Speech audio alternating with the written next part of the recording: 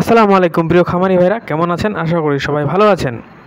তো প্রতিদিন একজন খামারির জীবন যেভাবে শুরু হয়, প্রথমে খামারে গিয়ে গরুর গোবর পরিষ্কার করতে হয়। যেহেতু তাপমাত্রা বর্তমানে বেশি, ভাদ্র মাস, তাই তাপমাত্রা একটু বেশি। তো এই জন্য আমি গরুগুলোকে গোসল করিয়ে দিলাম।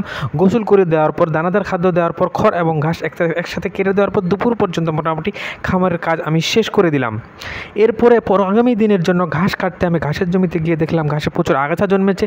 সেই আগাছাগুলো পরিষ্কার করে দিলাম এবং দেখলাম যে ঘাসের জমির যে বেড়া দেওয়া হয়েছে সেই বেড়াটি একটি খুঁটি ভেঙে গেছে, সেখানে একটি খুঁটি দিলাম। এরপর আমি কলার বাগানে গেলাম। তো কলার বাগানে আমি কিছু সুপারির গাছ রোপণ করেছিলাম। সেই গাছগুলোতে প্রচুর আগাছা জন্মেছিল, সেই আগাছাগুলো আমি পরিষ্কার করে দিলাম।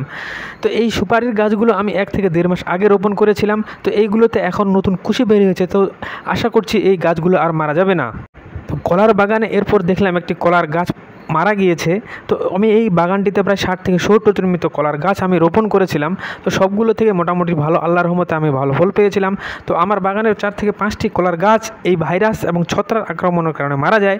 তো যাক, গাছগুলো মারা যাওয়াতে আমি কষ্ট পেয়েছিলাম, কিন্তু কিছু করার নেই, প্রকৃতির কাছে হার মানতেই হলো। আল্লাহ আমাদের যেভাবে চায় সেভাবেই আসলে আমাদের চলতে হবে। তো এই কলার গাছটি আমি কেটে ফেলবো।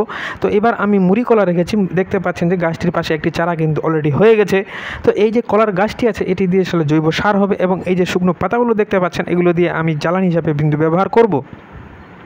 তো এই কলা গাছটিতে কিন্তু কলাও ধরিয়েছিল, কিন্তু দুঃখের বিষয় কলা গাছটি মারা যাওয়াতে কলা পাওয়া গেল না। তো যা কিছু করার নেই, আল্লাহ যা করে মঙ্গলের জন্যই করে।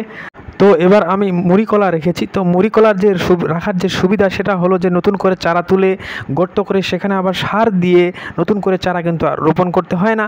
মেইন কলার পাশে যে চারাটি হয় সেটি দিয়ে আসলে পরবর্তীতে কলা পাওয়া যায়। তবে মুড়ি কলা রাখতে গিয়ে আমি আরও আসলে বিভিন্ন ধরনের সমস্যার সম্মুখীন হয়েছি।